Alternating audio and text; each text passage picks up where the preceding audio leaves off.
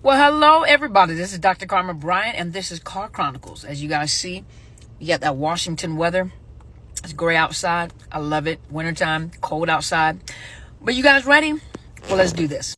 Being in a narcissist relationship, whether it's or situationship, whether it's the parents, your place of origin, or where you ended up in romantic relationships, you have to remember, and we talked about this before in another video that I just recently did, is that being in a situationship with a narcissist can cause blindness. Now, I don't mean a literal blindness, meaning you can't see, but I mean a blindness, meaning that your emotions begin to take over reason. And when your emotions are taking over reason and intellect and wisdom, you are totally driven by emotions. So your life becomes driven, your thoughts, your opinions, your decision-making skills, your decisions are driven by your emotions. So your life is driven by a GPS called your emotions. You have literally allowed your emotions to become this GPS system of your life. But when you allow your emotions to become the GPS system of your life, you also become a moving target for a narcissist or any other dysfunctional relationship or situationship for predators. So when you live your life based off of the GPS of your emotions, the emotions are the driving force and your GPS, you also become a moving target on the radar. Some of you have false expectation when it comes to people and relationship. And a lot of times those false expectations derive from the voids in your life. And so if you have voids in your life, you come up with these expectations to fill those voids. And this is what you're looking for in your GPS, your emotions. You know, those rejection, abandonment issues, attachment issues from childhood and growing up. It's like you grew up dysfunctional. It's like, you know, when a child grows up, you know, as we grow up, you know, there is a growth pattern. There's certain objectives in life as a child that you have to accomplish. It's just as a part of it. You know, that's why we call it arrested development, because somewhere in the building blocks, as you were learning and as you were growing, you know, with the narcissist family, you know, or with the narcissist mother and father, somehow your development has gone awry. It's dysfunctional because of what was interjected. And a lot of that may have been rejection, abandonment, attachment issues, especially if you were dealing with narcissist parents, because you have a dysfunctional individual trying to, not even trying, but in the sense of responsibility, is responsible for the life, the thought process, the foundation, the growth of a whole individual person in the form of a baby, toddler, adolescent, young adult, you know, in all this that has been interjected is the rejection and the abandonment. And so what ends up happening is because now you have blinders on your eyes, you're living life with rose-colored glasses, you can't see clearly now that the rain is gone. Well, I had to put that in there, but you can't really see clearly. And so you have these false expectations. You create these false expectations, and these expectations that are really unrealistic because you're trying to fill that void. And so you create this image in your head, and when a narcissist comes around and they find out, because you verbalize it, you verbalize your thoughts, you verbalize your desires, so they play a role in your life to create this illusion of what is in your head. But most people can't live up to your expectation. There's something that's called perfectionism, and perfectionism is fear-based. Perfectionism is this false sense of security, a false sense of perfection, that everything has to be perfect. And if it's not perfect, a lot of you go back into fight, flight, or freeze. And really, it's an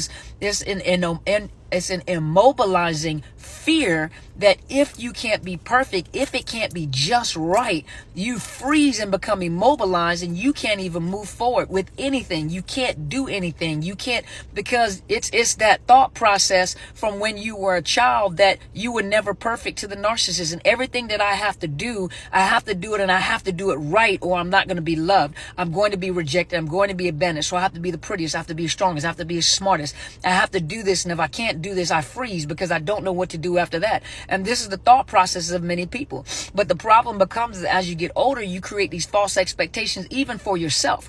But you create these false expectations. So when this narcissist comes, all they do is get the blueprint of something that can't be built, something that'll never happen. And they become this perfect person that you have envisioned. They play the role perfectly. That's what actors do. They play roles so good that sometimes you can't, watching a movie with people like Denzel Washington, the actors that are really, really good when it comes to method acting. I can name a whole lot of them, but I really love Denzel Washington, and he's when he acts, whatever role he plays in, it's almost like it's really the person that is playing. You guys know some actors like that. But this is the problem with that narcissist. That narcissist is a method actor, and they know exactly how to play these roles because they have plenty of practice, and they have plenty of practice with people that have voids, and they have these false expectations because you give the script to them, and then they play that role. So with this void in your heart and in your soul, with that void, it magnetizes predators. It magnetizes emotional vampires. It magnetizes these flesh eaters, these predators. This is what magnetizes them because they can smell that void. They can smell that empty. They can smell the low self-esteem. They can see it. You can watch a person and tell whether they truly have a high self-esteem about themselves or if it's a false self-esteem, a false self-worth. You can tell in the language, the body. They do little things just to test to see where you are. And 9 times out of 10, you fail the test. All of us have been there. And most people that have come out of these situations, they pursue relationships to fill a void. Most of you say, I just don't want to be alone. Wrong reason to be in a relationship. I just want a life. Most of us do want a life partner. For most of you guys, we do want a life partner. We do want someone to share our life with. We do want someone to love and for them to love us. But when it becomes this thing that I need, there's a difference between a need and a desire. See, you shouldn't need another person to fill a void or fill a space. You don't need another person to be a life partner. You don't need, just I tell these young women, you don't need a mind.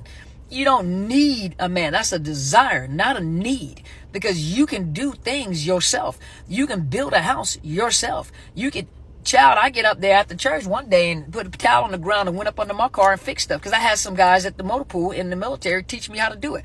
Put my little towel on the ground, put my little towel over my legs, went up under there and changed some lights, went back there, changed some things under my hood, went in the back, changed some lights in the back, and went about my business. Even now, with the car that I have, there's no mind at home with me. So I go out there and do it myself. But when you get to a point where that desire becomes a need and you're desperate, I don't like to be alone. I don't want to be alone. This is cuffing season, child. You better you'll get a teddy bear and cuff the teddy bear, and you're looking at other people and you have this desire of what you see and what they have. And some of you are desiring stuff and they're with a narcissist and it's a facade because that's how it goes. It's a facade. So everybody, this is relationship goals, and I couldn't put my other hand up because I'm holding the camera. But these relationship goals, that's relationship goals. And I'm looking at you, have no idea the hell that they're going through behind closed doors. Don't ever wish somebody else's relationship. You don't know what it took for them to get there if it's a good relationship, and you don't know what it takes for them to put on a smiley face and make themselves look good in front of you when they're going through pure hell. Some of you guys know. But being lonely, I'm lonely. Get you a cat or a dog. Get you a bird, a hamster. I love fish. Go get you some fish.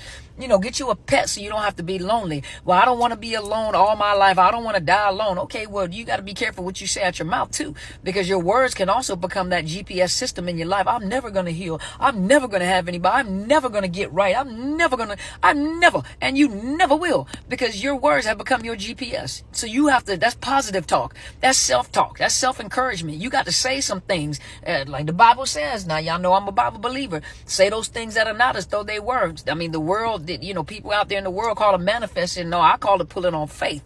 Let me pull on faith and say those things that are not as though they were. That's what the Bible told me. That's what I do. The world is taking that concept and doing it. They're manifesting. That's what they're doing.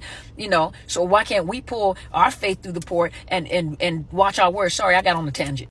What do the young people call it? They call it thirsty. When you're thirsty.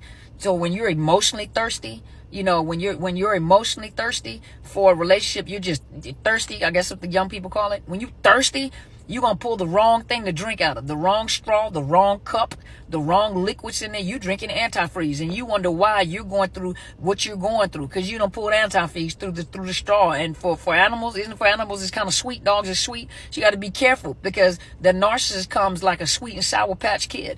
You know, 1 minute they're sweet, the next minute they're sour. And this is the stuff that you're attracting in your life.